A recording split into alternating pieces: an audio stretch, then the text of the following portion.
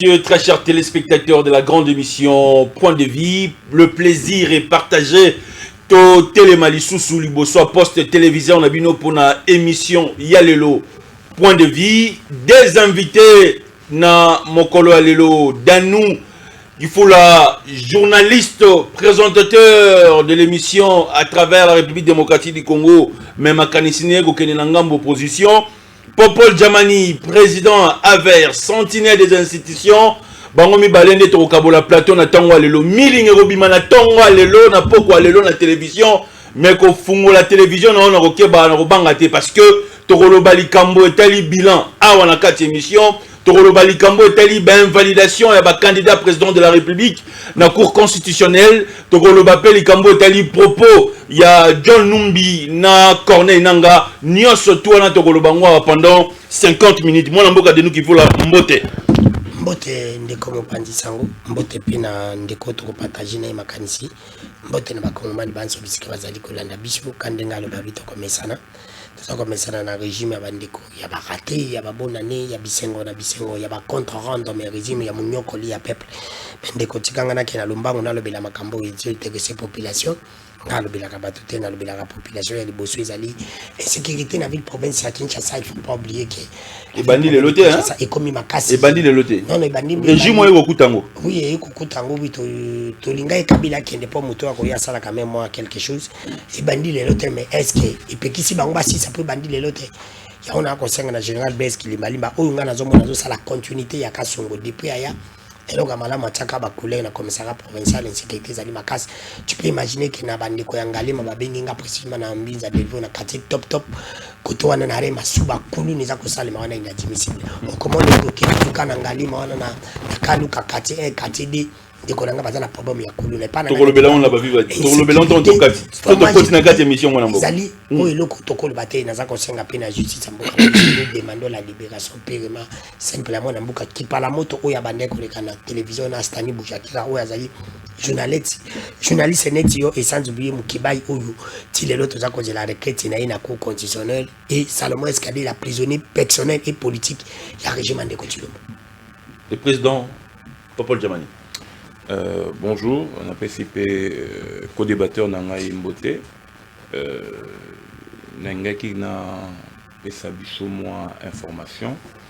Je pense que au-delà de tout ce que mon co-débatteur vient de dire, et heureusement que vous avez dit que nous allons parler dans le vif, ce qui est important, c'est de rappeler aux autorités nationales comme provinciales que on ne peut laisser la vie yabana na bisoba na classe bongo. Je crois qu'il y a un phénomène qui se passe de nos jours. Aux hommes à motard, à Zotambola, mon école mes mineurs, à l'atiniforme, yemoko nasima. Avec tous les risques que cela peut poser. Je pense ici que le ministre de l'enseignement primaire, le ministre du transport, ministre à genre et famille, solliciter le service na bango qui est un contrôle rigoureux sur la voie, sur la chaussée, parce que ces enfants sont exposés à divers faits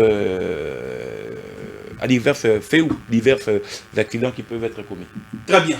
Est-ce que la Cour constitutionnelle va invalider la candidature de Moïse Katumbi et du président Antoine Félix Tshilombo Tshisekedi, qui est le président sortant? Tobanina Likambo Etali, Likambo et Noël Tiani. Est-ce que Noël Tiani aujourd'hui a la recherche à vérité ou bien il y a intérêt à peuple congolais? Moi, je vais vous dire 5 minutes. Merci Ndeko. Na koyebisa na bosolo que les gens ça la passe. Tata Mokozoko nous avait dit lui-même que la justice a un problème. Également, effectivement, la Congo justice a un problème. Alors que Ndeko Tshilombo Faye ba ile kokoko. Makamunyo subande ko sali manepo ka Kabila. C'était pas Kabila qui a envoyé les gens. Mais tout ça quand on a mutu ya Kabila. Papi mela biso ba machina ina mboka oyo. Epango bila. Balobi nini? Kabila mutazo tinda papi mela biso. Ipa kimbuta pito. Balobi ke Kabila. Batu basali ba vantina bango balobi ke Kabila. Babomi batu awa na nini Kasai balobi ke Kabila. Boza kamuna sapo Kabila. Tout est salamaka na régime à Kabila, zaki na mutu wa Kabila. Nous sommes à salama na régime ande kotilo mboza na mutu na yi. Comment voulez-vous la justice à cause de la requête ya ceux qui kuni na journée à lobby kezali recevable mais non fondé parce qu'il n'a pas respecté. Loi et lobby, 48 heures après publication, il y a CENI, nous avons coquille ça. Pour le problème, il y a un moussousou à côté, on a 48 heures, il y a à peu près des jours. Mais Noël Tani, c'est un qui coûte ça va requête, on a cours conditionnel après 6 jours.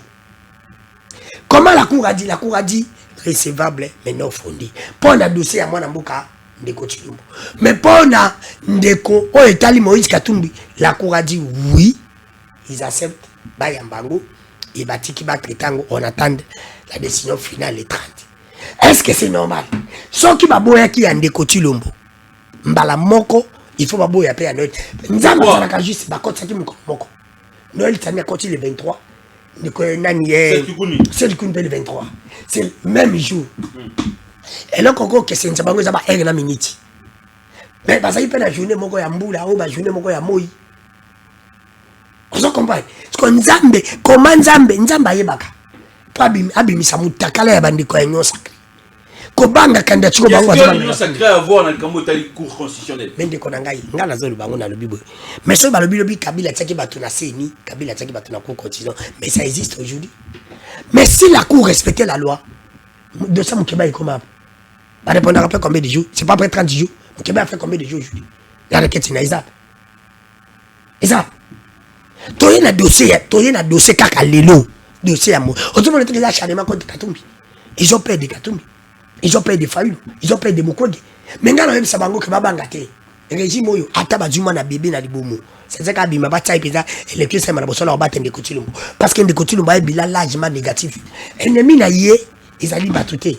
Ils allaient ni yo, ils allaient ni ngai. Ennemi na ndeko tilumbo, ils allaient passer na souffrance sur petit peuple. Très bien. Et ça, quand on a la titi à l'objet. Il y a une autre invité qui s'ajoute. Mais réellement, dans le Congo, ils allaient les longs. Dans le souffrance, tout ça. Mais si nous continuons à battre candidature, c'est pour dire qu'à tricher. Tu vois, bon, tu t'es roulé candérini. C'est pour dire qu'il y a bang, on a battuté. N'a y a le biboui. Bazana bila, largement positif, c'est le bango. Batika, compétition, ils allaient. Compétition, ils allaient. Ça dit mon amboka. Moïse Katumbi, Nandi Kochilombo. Moi, je l'ai dit même, il y a comment ça s'appelle, c'est qui coule.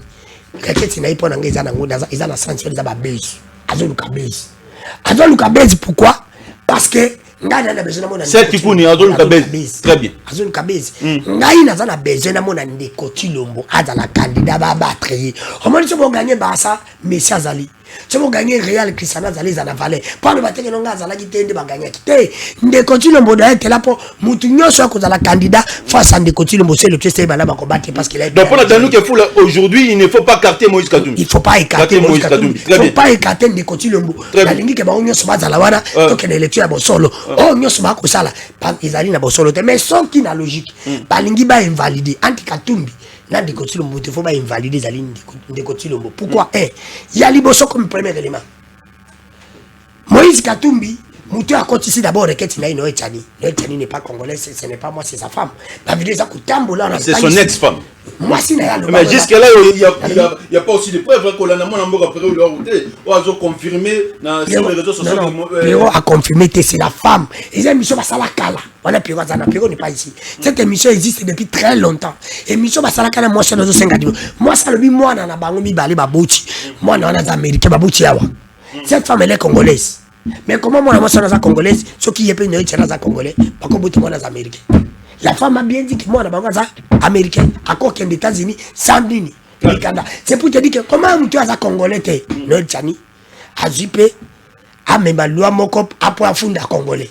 Parce que ma cambo pour la nationalité, il y a Katumbi, et c'est Katani de j'ai pas Alexis Tamamba.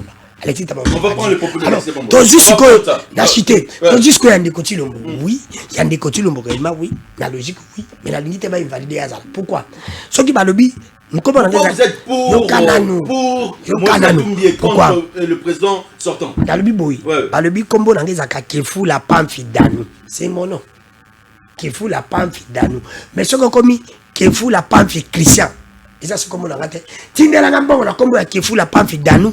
Ce qu'on a kende kozango na kati ya qui fout la pamphile Christian. Très bien. Et ça c'est comme on a raté. Mais la main pio, de la famille, l'article je crois 58. Mais on peut besoin n'a besoin d'un goûter na lingika de kotilombo azala candidat katumbi candidat po de kotilombo ata salinde nini ndé kongoza so azongisi pour katishe babongisa. Très bien. Papa Chamani. Bon, merci. On l'a dit Dadou Naboké. Na CP na conclusion na. Na CP na conclusion na que Batika le candidat indépendant Félix Antoine Tshisekedi à compétir face à un candidat Nyonso. Mais je voudrais d'abord revenir ici sur un propos à tenir. L'article 25 de la loi électorale est clair. Il a dit lui-même ici que Moutou doit soutenir Feth Kikouni, je crois, ou qui est allé faire une requête à Zolu Kabeuse. Mais il faut que les Congolais aient autant. Moi, je ne parle pas des individus, je parle des institutions. L'article 25 de la loi électorale est clair. Ne peut contester soit le candidat pour lequel sa candidature n'a pas été retenue, le parti politique ou son regroupement politique. Nous sommes les Kanakou constitutionnels, les blagues. Oh, mais je vous dis que ce sont des blagues. Et cette distraction, parce que Moutou a contesté candidature à Moutou, soit ce qui est fini balongo là qui est parti politique naïe, tout regroupement politique naïe. Ce que yozo que nous kolobanabiso que non ba invalider Kingani. Bah invalider qui gagne. Alors que tu ne fais pas partie des critériums, des critères légaux de fond voulus par les législateurs. Donc ça c'est un faux débat. Pour revenir dans le cas du procureur général, mais écoutez, le procureur général, quand bien même il fait partie de la composition de la cour, il est libre de demander un dossier en communication. Il est libre de demander un dossier en communication. Pourquoi voulez-vous demander à un procureur général, ok, qui fait office du ministère public pendant une affaire pendante, s'il répond à, soit il dépose son avis sur le banc, il peut redemander pour faire par écrit. Là, ça ne pose pas le problème. Ça ne pose pas un problème.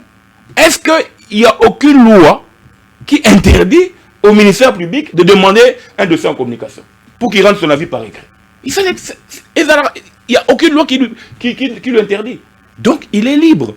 Le fait pour eux de dire qu'il y a eu forclusion et que cette Kikouni, Nan Noël Chani, ils ont déposé à la même date, le juge qui n'est pas lié par la position du ministère public va tirer les conséquences de droit.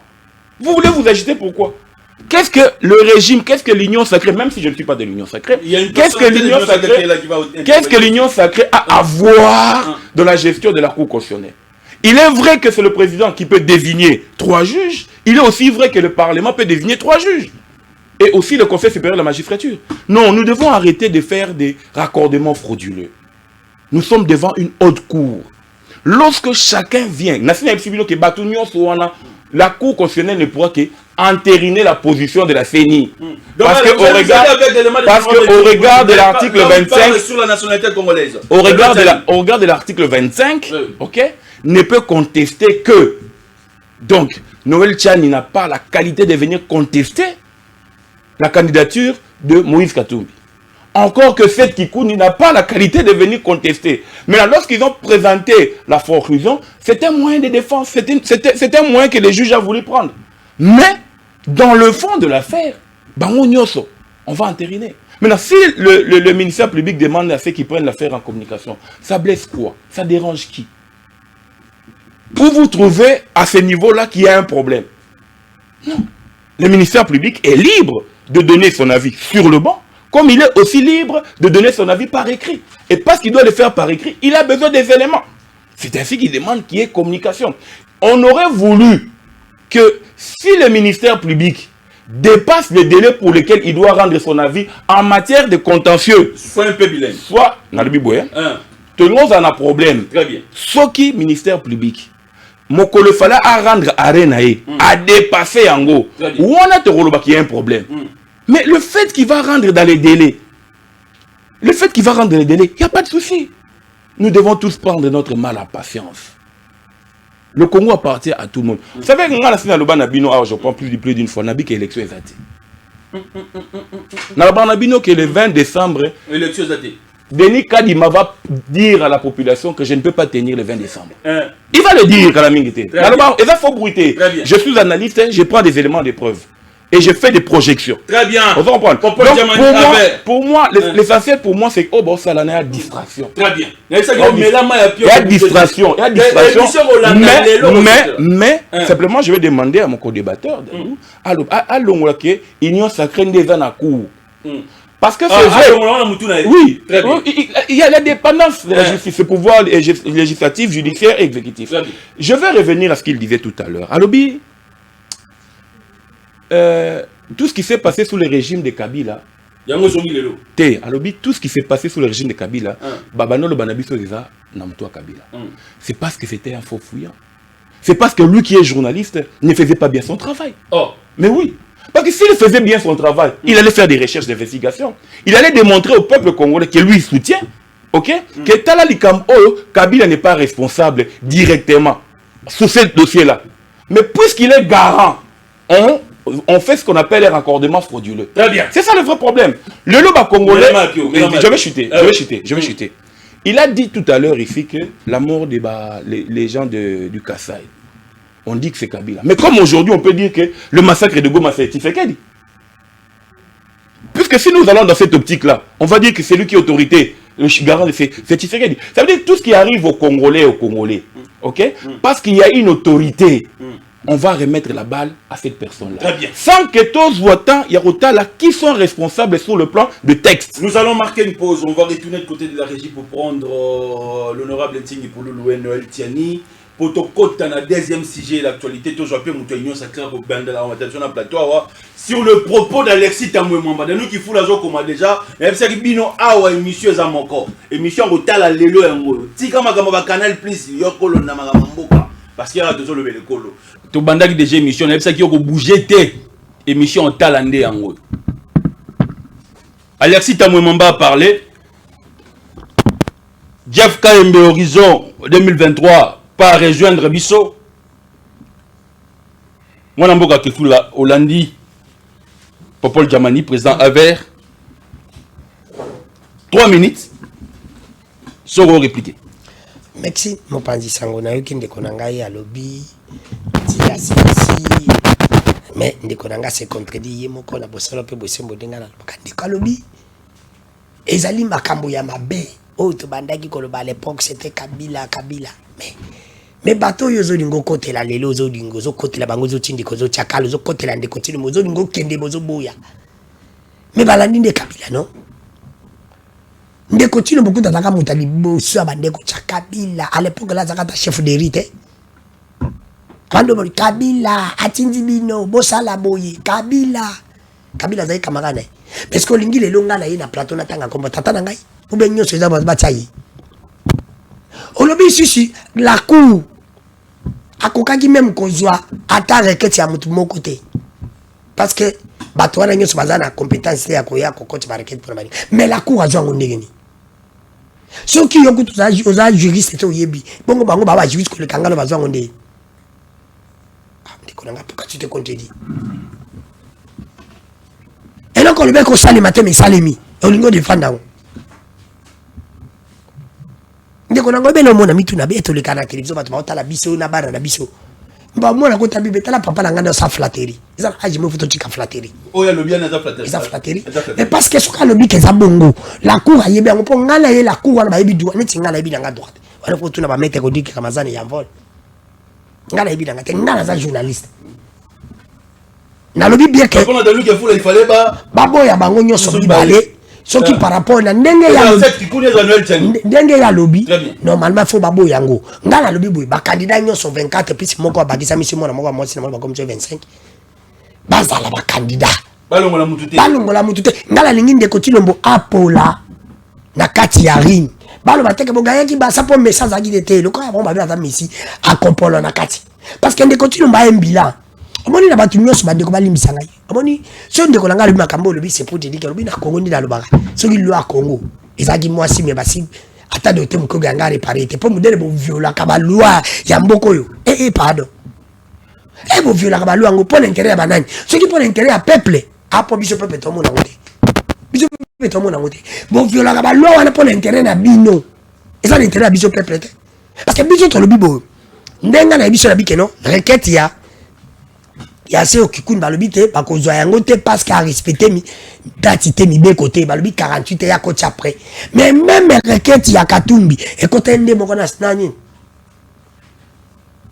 na requête ya ko ya se ki ba coach moko moko il faut pas boya nyoso mibale comment ba kozwa muninga msusu batili muninga msusu le kiti keno la cour wana donc to ko na cour constitutionnel ta ko boya invalider mon mboka akoko invalider mon mboka Chilombo te jamais ndeko nanga ako invalider mon mboka Chilombo te na logique entre Chilombo na Moïse Katumbi ce que moto fallait ba boya faut ba boya ndere requête ndeko Chilombo parce que ça dit pour ma combo mais le kola ngai na lobi boyi patika bango nyoso parce que ndeko Chilombo au moins elle sakano elle sabino que ndeko Chilombo azo banga ndeko Katumbi azo mona Katumbi partout azo bossa na ke ye ennemi na ye ezali mutute ezali ni Sesanga ni Fayulu ni Frank Diongo ni monani comment Moïse Katumbi ni Fayulu ennemi na ezali peuple peuple ya tiki bango na parce qu'il faut pas voir que ata bazu mukoge batie mupanzi ata bazu Katumbi batie mupanzi ata bazu Fayulu batie mupanzi ba ke Frank Diongo azali Sesanga azali poti bato bazana ba komana problème te Frank Diongo mo na problème te Sesanga mo na problème te alors c'est pour te dire que non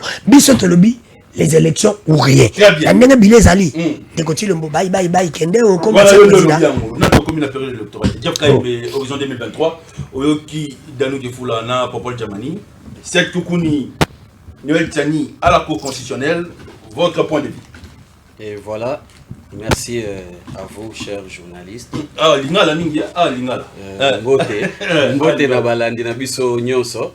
Toujours ndenge na bandaka na présentation. Ngai naza secrétaire interfédéral il y a Horizon 2023 Kinshasa et tozali plateforme électorale. Bon, on a une union sacrée. Tetwana nazonga toujours tozali kacha union sacrée. Pour nous kende kozwatan ebele te kokende vite en besogne. Tout d'abord procédure wana esengelaki ezalate. Pourquoi? Nazolo banon procédure en général. Parce que naba contentieux électoral naba est différent naba contentieux à droit commun.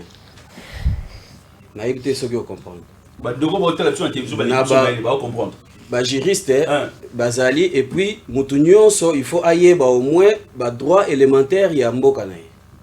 Ata aux juristes et bah contentieux électoral eza na kati ya assiette oyo eza na constitution na droit, loi électorale et na yebite na bandeko mibale place nini entre constitution na loi électorale balobeli kombo ya moto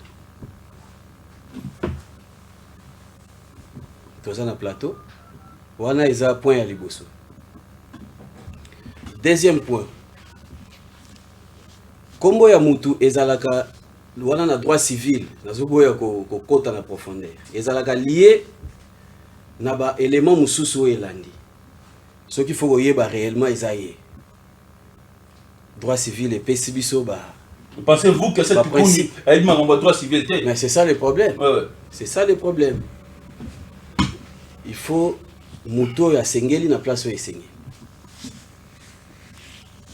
Soki balobi ke eza netingai Mwambaka Yembe Jeff.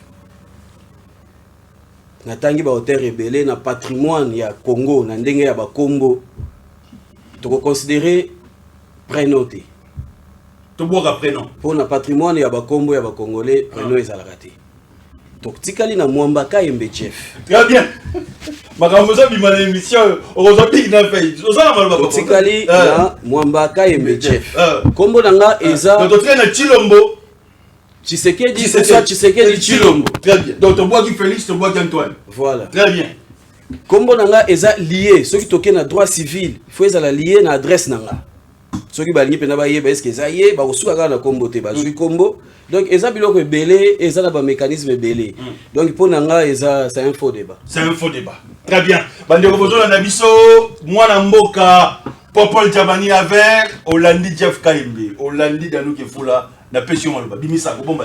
Bon, à comprendre que, heureusement que le débatteur n'a Dani a lobby qu'il y a une expérience il y a domaine, il y a droit. Ça, je peux comprendre parce que lui, là, je crois qu'il a fait le journalisme. N'a rappelé Boy, n'a lobby Boy. Au terme de l'article 25 il y a loi électorale. La catégorie de personnes qui peuvent contester la candidature. À Touni, je me suis contredit parce que je veux faire Djalelo. Moi, je ne suis pas de ce genre de personne à faire Djalelo. Pour que la Cour puisse donner sa position, elle doit être saisie. Et les mécanismes de la saisine de la Cour en matière de contentieux, de candidature, est banni. Ici, la Cour a été saisie. Bissot Lobby, en tant que sentinelle des institutions, que il y a distraction parce que l'article 25 avait déjà tranché. Mais la Cour estime que Aza Libre a fait sa position, le Lenge ya Lingui. Et dans ce contexte-là, ceux qui m'ont saisi, pour le cas, il y a 7, ok, le ministère public a fait sa position, la Cour a rejeté pour forclusion. Ça, ce sont des moyens que la Cour a soulevés pour que à mettre terme à débat. Vous comprenez? Mais dans la logique, tout juriste aguerri a dit que même s'ils allaient vers dans le fond du dossier, la Cour va rejeter parce que catégorie bateau bako contesté bazawanati. Ça c'est clair. Donc ici, moi je ne viens pas pour faire plaisir. J'ai parlé d'abord pour revenir par rapport à le secrétaire interfédéral il y a horizon 2023 que je salue. Je pense que nous devons rester objectifs dans ce que nous voulons faire. Ok? La loi est impersonnelle, il a dit. Vous comprenez? Et donc, ici, même si nous avons eu la modification du code de la famille, en passant, ok, l'immutabilité du nom existe. Mais comme je viens de dire tout à l'heure, que c'est un faux débat dans la mesure où on aurait attaqué Félix-Antoine Tshisekedi sur une autre procédure et dans un délai respectable. Vous comprenez? Vous venez en matière de contentieux, et donc je vais me redire ici, ça va encore prendre le débat. Donc ça veut dire que pour nous, ce qui est important, que les Congolais vont retenir que l'article 25 de la loi électorale est clair en cette matière-là. Donc même si la Cour est saisie, lorsqu'elle va vouloir rendre des décisions à fond, à rejeter Bangonyoso. Ici, je rejoins mon ami qui dit, mon co-débatteur qui dit que Bangonyoso va compétir. À ce moment-là, chacun va venir dire, va venir prévaloir ma prétention. Ok? Mais dire que pour Naka, il y a 7, Noël a cotifié les 13, 7, je l'ai dit encore que il n'y a aucune disposition qui interdise au ministère public de demander une affaire en communication pour rendre son avis par écrit. Il n'y en a pas. Très bien. Donc, juriste Morotan au contredire Ngaï. Donc, ça veut dire que le ministère public peut toujours solliciter le dossier en communication pour rendre par écrit. Il peut rendre aussi sur le banc, comme il peut rendre par écrit. Très bien. Voilà. Deuxième sujet d'actualité, Zali, propos de mon amboka Alexis Tamboué Mwamba. Ouais, le bagama comme Moussous, en 2018, je pense, hein, avant l'élection, on a empêché de mon amboka Moïse Katumbi. Et puis, les gars, le bisou Moussous. Dans le Kefolo, vous avez la parole. Oui, merci. Nayoki Ndekonanga. 5 minutes, Nayoki Ndekonanga ya pouvoir. Oui, de pouvoir. Oui, Ndekonanga ya la Bibabe au plateforme politique, et de soutenir moi Antoine Félix Lombo Tshisekedi. Ndekonanga, il y a une mythe na question Ndekonanga. Bino ndeko sa penza bo vivre na lo la boya ka bo sali ba parti bo zone, pe bo vivre na biso penza na se. Et puis, pour moi, il y a passion de côté, on m'a pété sur le régime. Au cas où il y a un Congolais sérieux qui nous a soutenu de côté, on passe à deuxième année. Pour tout le monde, il y a un haut, ni pour bilo quand les ananté. Pour ce que je suis mais autant que vous savez, Banzela, non, il y a que Banzela, tout qui n'a pas de débat, il y a pas d'idée. Oh, regarde le barada, moi, je suis candidat. Na parti en vote ya 600. Bomba. T'es dans le bas, je suis candidat. Christian Mosimba bito bomba. Non, Christian qui nous l'aime. Obi muto abdodal. Nani a ucho le bakuna Christian Chia retiré gouverneur à Lubina Kasai kona Christian Chia retiré. Gouverneur à Lubini. Dans ma cambonga là le bana gouverneur à Lubina Hassan Mabe. Zoa Alexis Tamboué. C'est pour te dire quoi. Toi qui n'a pas débat, il y a pas idée. Vous avez commis ça de côté avec quel projet? Nous sommes en démocratie. Tout n'a dans la Bible, les gens peuvent tout parler de ces sangs. Là, je l'ai dit. En tant que moutou, en tant que politicien, là, ça ne m'engage pas. Moi, je vais devenir ancien rebelle. Ça ne me regarde pas. Moi, je vais devenir, par exemple, un député, dans un candidat. Pour un gars moderne à Congo, en tant que parlementaire, pas d'amis balé. Harry Thomas le Kondo, c'est Sanga. Très bien. C'est pour dire, comme Harry Thomas le Kondo n'est pas là, pour moi, je vais m'accamer, je vais Talingaïté, c'est Sanga. Lui, ça ne me regarde pas. Il y a un candidat, Nathalie Moutaokene. Nabi peut y épée. Azana, Aïna Aboyena, c'est Sanga, il a une refondation de l'État avec 5 piliers. Il lui passe à l'élo qu'on a manifesté qui Sanga n'a pas projeté. Bango, il dépêche, eux, ils ont soutenu. Pour le but, horizon 2023. Bon, horizon 2023 va soutenir des coutumes avec quel projet?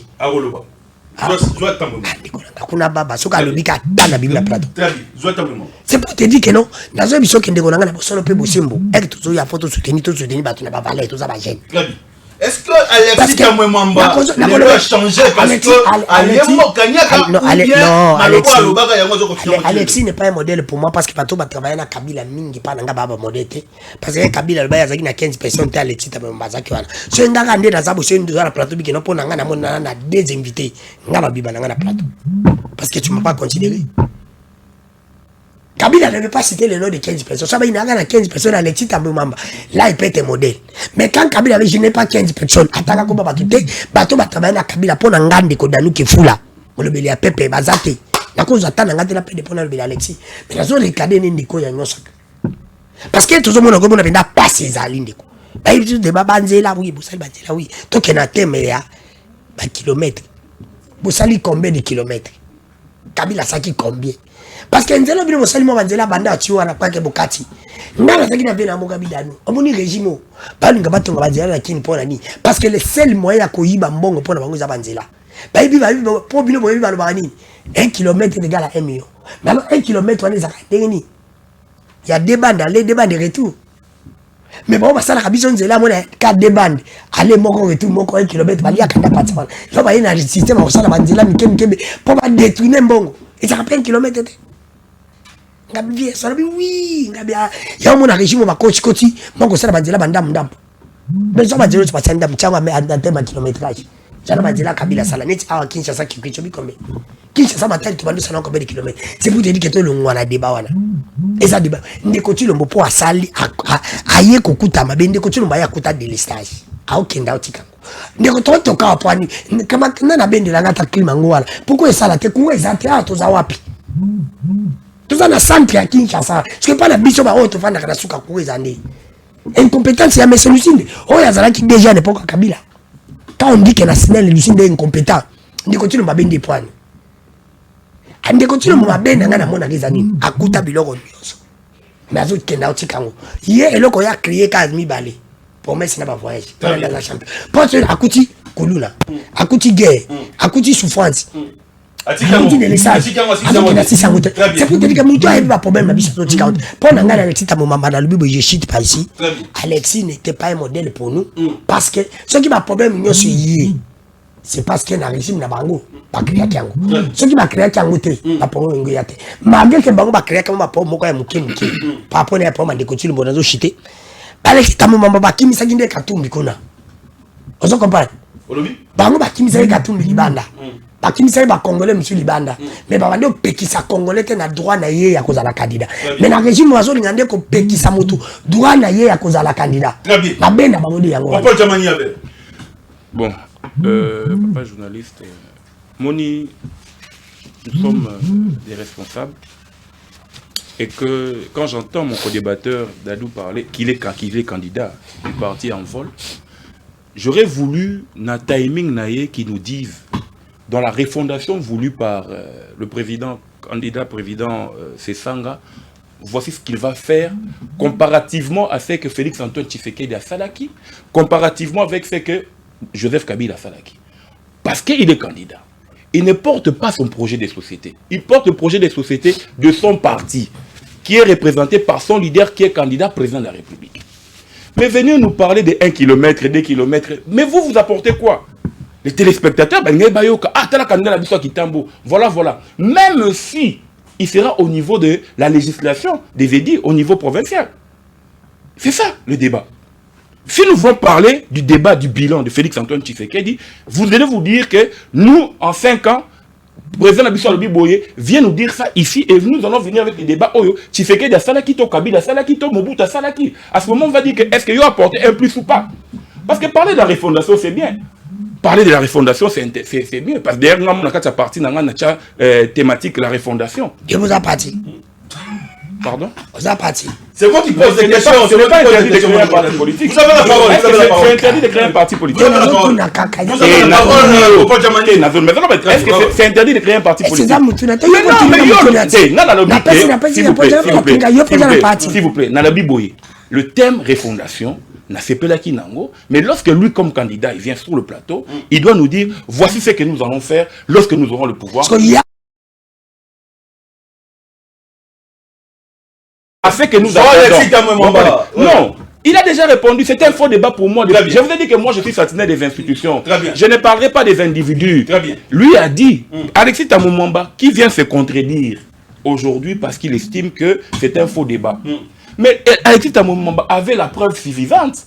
Pourquoi, quand est-ce qu'il avait cette preuve suffisante à l'époque, à Pexaki, Moïse Akotana Congo? Parce que si il est ministre de la Justice, Dupont a fait la démarche. L'information lui est parvenue. En tant que ministre de la Justice, il allait demander à ce temps-là, à cette époque-là, Botika Moïse Azumba. On l'a bloqué ici à Kasomba, je crois quelque chose comme ça, à Kotarate. Donc ici, c'est un faux débat.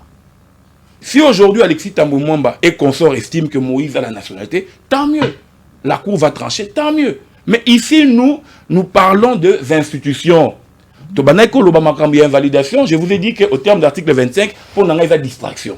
Je vous ai dit que pour moi, je pense qu'il n'y aura pas élection le 20 décembre 2023. Vous comprenez? J'ai mes arguments. Pour Nanga, que le 20 décembre 2023, élection est aux Alatés. J'ai mes arguments. Moi, je vais les faire prévaloir. Donc, alors, le Banabiso, ça va tenir l'élection le 20 décembre. Alors, le Banabiso, déjà, nous sommes saisir l'autorité en Boka et puis le chef spirituel de l'église qui m'anguisse. Pour appeler ça biso cas dans la Kambat. To solo là. Élection le 20 décembre, élection aux Alatés. Très bien. J'ai bien dit le 20 décembre 2023. S'il vous plaît, David Kifoula. Alexis Tamumamba parler. Moi, David Kifoula parle du faux débat. Mais Bilan a vu des chaotique zéro. Vous avez la parole. Il faut tous à la Kimia. Les gens n'ont pas pasteur Moussoussou. Bate à Kassan Kopé sa versé. Donc, il y a ma solo, à Sangisi, à dans mon place, Bazali, Moutomoya comprendre vraiment au juste et l'Ogonini à Linkoloba. Constitution et l'Obini. Na o Italie, nationalité, Yaba Congolais. Question, il faut qu'on m'y tourne. Donc, ils ont une manœuvre vraiment dilatoire, Oyo, Ndeko, Kikumi, Azo, Komeka Kwantamé. Pour Ndeko Noël Tchani, Moutounio so yaza Congolais, à comprendre que Noël Tchani a plaidé pour la cause moko où ils sont nobles. Pour protéger en quelque sorte et loko Italie, Bakolo Nango. Très bien. Vous comprenez? Ndeko na yebi kaza candidat, aza journaliste, ngape lokola, naza candidat. Bilan ya Mukonza Mboka Tepo ayebi nanu objectif ya union sacrée. A lobby ebele na lobby la union sacrée po bo kotisinga na makambo ko boye et ambrier muke. Tu as soutenir un chef de l'État. Il y a un lobby de soutenir na zo lobby la horizon 2023. Très bien. Horizon 2023 eza na kati ya union sacrée T. Horizon 2023 eza plateforme électorale oyo ezo prôner rupture tout d'abord, engagement na résultat. Rupture na expliqué qui Mikolo Eleki ko kabwana na bato akala. Le président Denis Sessamba asalato asalate. Est-ce que Zamba la liboso asalato depuis Bakabila azalaka. Le problème de collaborateur est bien en des places horizon 2023 et lobby ke bango nyonso oyo basala. Très bien. Pour chez nous ezaka ba o nanu basala. Donc tozana bilan ya ko défendre biso tozo pesa Mukonza Mboka deuxième mandat. Toza majorité na ye na parlement o ezoya. Comme ça congolais hein akoyeba nini o elakisi des pères et des mères.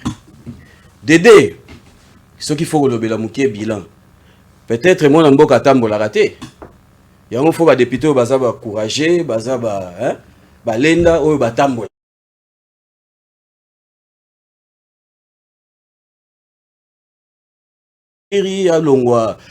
Comment on appelle ça? Fiki Nabima Mola. On a tout le côté. Pour bas kilomètres, surtout pour le les techniques. Naïb ça toujours ceux qui n'a ya faut ceux qui sont techniques, il faut ba expert. Très bien. Donc il y a 5 minutes. S'il vous plaît. Ouais. S'il vous plaît. S'il vous plaît.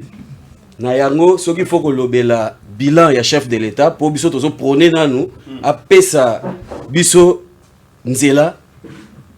To accompagner na mando ezoya pe to pesa ye yango pour le lobela bilan pour na ni na lobela sous socialité pour na ni na lobela sous socialité akomi kaka na nzela pour ayebi ke gratuité ya maternité ezo couvrir socialement muke so on futo 100 000 francs au pesi 100 000 francs na maternité ba bi ke 100 000 francs ko pesa te bomba cha biloko na ndako wa bien socialité. Très bien. Bando bozo na biso tozali liboso et poste télévision à bino lelo parce que tu es le Congo, mais comme la télévision c'est l'état na zo pe ça va inviter moi comme encore à 2 minutes pour te clôturer. Moi na mboka danu kifu. Ndeko na ngai ezo salanga passe. Pourquoi jamania lobi élection aux alaké? Non, ndeko na ngai. La ligne là nanga pa MCI biso élection aux alaké. Bango bazo. Et quand il lobi élection ils ali 2 minutes ça. Bango bazo luka bazwa akena dialogue po ba sala mo to benga ka ba parti na bango malette ba ya pe po ba le bageno boko kite biso to sangana te. Abi okena kamba. Alobi to zali prêt to kena ba élection to kena ba élection. Biso to lingi ba élection malam. Ndeko na ngai parmi ba elima o élection ka kombo ya moto na code de la famille na biso d'article 56. Oyebi yango ezali non prénom na poste no ya moto.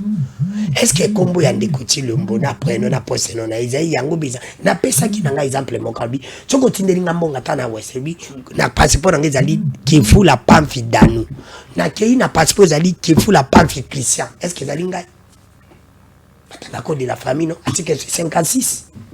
Quand tu manques code de la famille. Oui. Basons la code de la famille. Na code de la famille. Article 56. Na yoki ndeko na mzuza zolo ba awa ndeko na ngai ya lobike no horizon ndeko na ngai. Ozo obi social. Mais lo kange bo minde ko Tshilombo na Congo za social. Obi ba yonga na linga Nzambe yokana. Alobi gratuité ya maternité. Mais ndeko na ngai. Si on komi ko réunit d'abord Congo kana Kinshasa. Mais alors yoza fo Congolais ndo tambola kate. Gratuité ya maternité bandino na Kinshasa d'abord ils ont budget. Au moins ils de continuer à faux gérant. Mon veille chez son nez. Et là quand ils ont 4 budget que bâtiment. Ils vont combattre gratuité à maternité. Ils vont combattre les débat quoi. Ils vont combattre gratuité, c'est ça. Gratuité à maternité. Pour moi les le coûta. Ndenge ba combattre qui gratuité à enseignement. Ndenge ba combattre qui gratuité à enseignement. Mais azo même sanga. Ndeko so tikinga na lo bataille yo pour le batenga za la bomba. ABC à débat. Vous avez nazo répéter o ndeko sala ki. Ozima tchatchati. Za calme obi mandengo ya ki. Na PC piste. Lep sakabino ka munyere wani zaki synonyme nde ya kobomba lokuta po tema ndo koso wali la atiki débat ya banzela. Eza synonyme. Ayena. Ngala kela ba ide na lobibo. Mais social yango wana ndelo ko bominde ko Tshilombo. Social ko bominde ko Tshilombo. Kabila pa sele ba jeza na kata social. Bomona gango te. Yo tangi na ngobi albi maternité. Nabi maternité zaka na Kinshasa babika awa na capitale. Et pas na mai ndombe na nyuki zate. Na kana ngakuni zate. Yabisanga nzela nino sali elenge sa par exemple mutauti na kana nga bénéficier nga isa sens so nyimbo ko tomba maitomba bana banzilani banzila route nationale oyo ko sigrelie ba prophète yango na pesi ndeko na nga elema parmi belema de base ya sesanga très bien alobaki yango de sorti kana rena recader ndeko na nga non je cite c'est pour dire quoi ndeko na nga omona bosolo pe bosembo ndito yaka na plateau to le ba makambo iza oyo tozo mona na miso to le bateke oyo tozo kanisa tokosala mais tout le monde na tomoni nini tomoni ke ndeko Tshilombo a copier na ye Kabila ndeko Tshilombo azali passe à Kabila yazolanda la Kabila na nyoso je te dis ngai na lobi boy passe à Kabila ni FCC Kabona libala ne Kabona alobini alobi ke non bato mzuzu bazalaki na Kabila ngai te ye afundisi ndeko Tshilombo so muto ezo funda ebite to pesi deuxième mandat alobi ke ndeko Tshilombo azwi batu o bazalaki na Kabila poste 580 mais C'est ça à travers avec Kabila, ben oui. Est-ce que ça m'a Bila. lobby? Comment parler pour la Parce que Mouton, pour la reptile, il y a colonne qui a récupéré Batakala. Il y a mon conne à Batakala, Batakala, sur le Tchaba. Encore caché ça. Encore caché ça. Moi, j'estime que. Vous avez 2 minutes pour comment Félix et Nani et Moïse Bati Kabango Bakende Keleme gagne Biso Tolingi Bakende Kabongo. Nakati co-débatteur nanga doit comprendre que Nayo Kaka Eriazoloba je sais meter. S'ils vont faire des débats na nenga na bango ba il y a pas de problème. Entre bango Mouyemuto en vol na horizon 2023. Encore que 2023 est aussi là. Qu'est-ce qu'il va faire pour 2024? Ah comme horizon 2024. Donc na lobby Kaka. Côté même pas plus je vais revenir. Si vous voulez avoir un plateau pour démontrer les forces et les faiblesses du plan, il y a candidat c'est ça face au candidat que nous prenons, Félix Antoine Tshisekedi, candidat indépendant, ça c'est je suis ouvert. Parce que lorsqu'il mélange les faits ici, la candidature de j'ai dit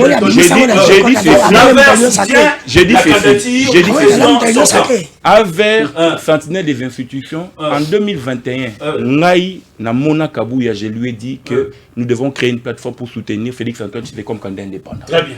Le lot batutu wana nyonso. Daba mouyaya. Tu vas comprendre que Ngada avait une raison. En 2020. Très bien. Comme en 2020, que le 20 décembre, l'élection aux Alatiers.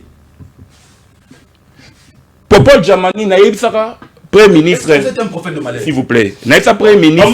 S'il vous plaît. Naïb Saka, on a d'autres certains. Naïb Saka, Premier ministre, Samalukondo. Le 8 juillet 2023, qu'il va être reconduit dans le gouvernement remaniement comme Premier ministre. Il y a des écrits. Ce qui est un système, il y a débat d'idées techniques. Ok, pour dire ce que Félix Antoine Tshisekedi, candidat au but de soutenir pour la 2025. Très bien. Pas 2023, 2025. Pour l'élection en 2025. Pour l'élection projet. Nanayo, Awa, Naye, projet. Tu soutiens Félix, moi je soutiens qui? Ce Sanga ne va rien nous présenter. Parce qu'il n'a pas le monopole, il ne sera pas président de la République. Ce sont ses rêves en tant que candidat. Félix Tshisekedi a un bilan. Il a lancé les 145 territoires. Oui. À tête de tâtonner. S'il te plaît, s'il te plaît, à tête de tâtonner. À tête de tâtonner. C'est les débuts. C'est les débuts qu'on constate. La mise en place de la Cour constitutionnelle telle que voulue, parce que les gens savent que c'est un bon parlementaire. Et je suis d'accord sur ça. C'est un bon parlementaire, c'est un bon juriste, il a la belle plume. Mais en matière de gestion de l'État, je ne vois pas ces ça. Ça, c'est mon point de vue. Et ça, c'est mon point de vue. Ils peuvent venir, Bangonio se partir en vol, je serai en face d'eux. Pas de problème. Sentinelle des institutions. J'ai dit Sentinelle des institutions. Il a chuté. Pour dire quoi? Si nous voulons parler de Tshisekedi sur le plan de bilan, parce que lui, son parti, c'est Sanga, n'a rien fait au Congo. Tout le monde bien. Ils ont la mort des Congolais entre les mains. Mais comment? C'est ça était qui? On doit partir de là. Nous soutenons qui? Un ancien criminel?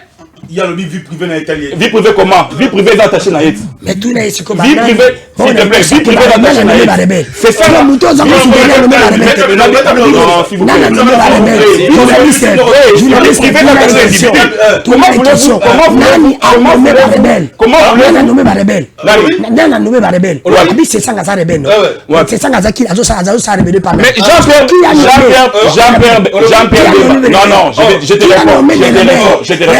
Je te réponds. Jean-Pierre Bemba. Nani? Qui a nommé des Mais Kabila aussi l'avait fait. Ah, Kabila aussi l'avait fait. Mais Jean-Pierre Bemba, Jean-Pierre Bemba, non, il faut le pouvoir. On